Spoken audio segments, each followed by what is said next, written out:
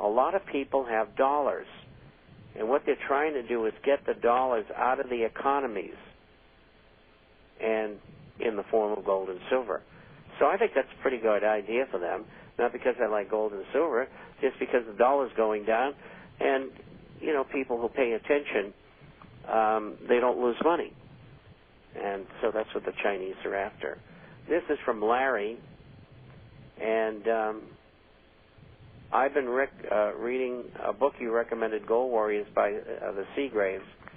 It is interesting, and on page 172, speaking of Curtis, who was assisting Marcos in marketing Yamashita's gold, it says, but he, Curtis, had seen enough to convince him that the myth of gold being scarce was just like the myth of diamonds being scarce to keep prices high. And to answer that without going through the rest of it in the gold and lily inventory, gold started to come out of the Japanese gold and lily inventory starting right after the war. And a deal was made right after the war. We split the booty down the middle. You guys keep half, and we, the American CIA, at that time the OSS, we keep the other half. And the CIA, in part, financed their operations from this gold. And one of the conduits for the gold was Barrick Gold. That's what I've been told by insiders who have told me how they laundered the gold. Barrick Gold is nothing but an appendage of the United States government, and that's why I fought it since 1988, and most of the time nobody was listening. Pretty frustrating. But I had to give goods on these guys a long time ago, and they're criminals. They are certifiable criminals. Peter Monk was wanted for 7 years for stock fraud, as well as lying about his company and a whole bunch of other things. And he stayed out of the country in American Samoa as a Canadian citizen for 7 years, so the charges had to be dropped. But anyway, all of that gold that was extracted is gone. It's in somebody else's hands, because the majority of the gold was gone by 1990. There could be some left, but I think all the easy stuff's been found. And so that gold has gone into the system and been absorbed. It's an excellent question. It's an excellent book, Gold Warriors, and you might want to get a hold of it. It's the reason I was so interested in Gold Warriors is that I knew people who were in on the deal, and I was asked into it, and I refused because my business was doing too good at the time, and I was making too much money, quite frankly, and I didn't want to go around crawling in the jungle in the Philippines. But I was asked by a group of people to participate, and I said no, and they get very mad at me. And they're mad at me to this day for that and other things that I wouldn't participate with them in. So, on to the next one. We got hundreds of questions, thousands of them. This is the Melody Show. Yeah. Go ahead. You ready? Yeah. Do you think the powers that be will hit gold this week? Now, this came to me on the 14th, which was 2 days ago, and the answer is no. And that's pretty obvious now. And I had answered this, but I didn't send it back to the person. In fact, I don't have a name on this one. But anyway, I think Monday, Tuesday, and Wednesday next week will be tough.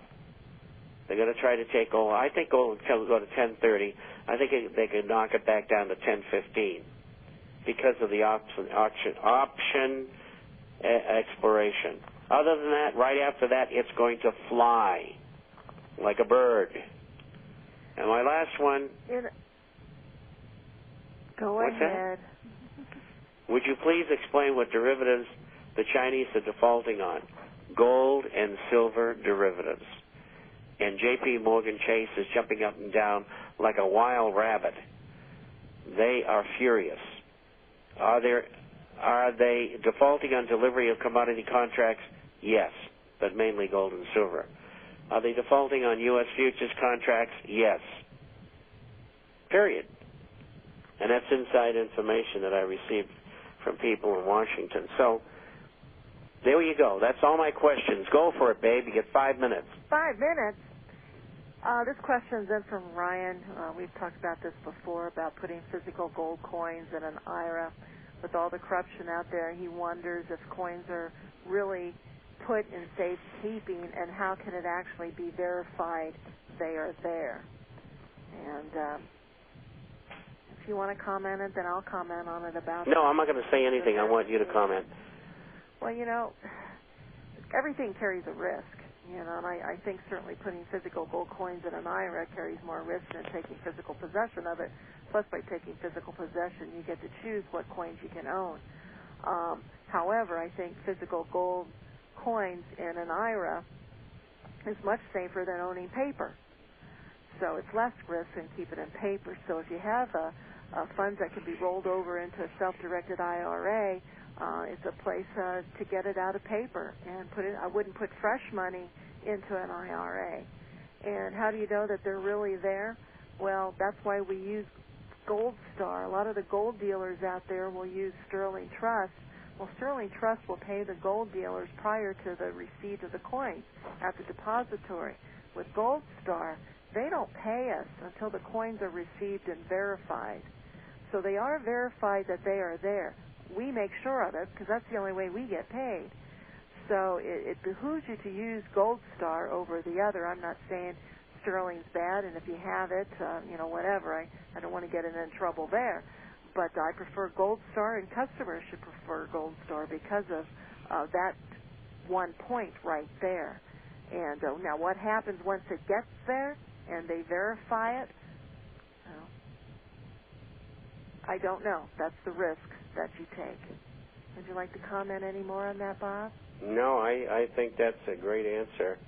And hanging over our heads is the possibility that there may be a move to roll retirement plans into Social Security.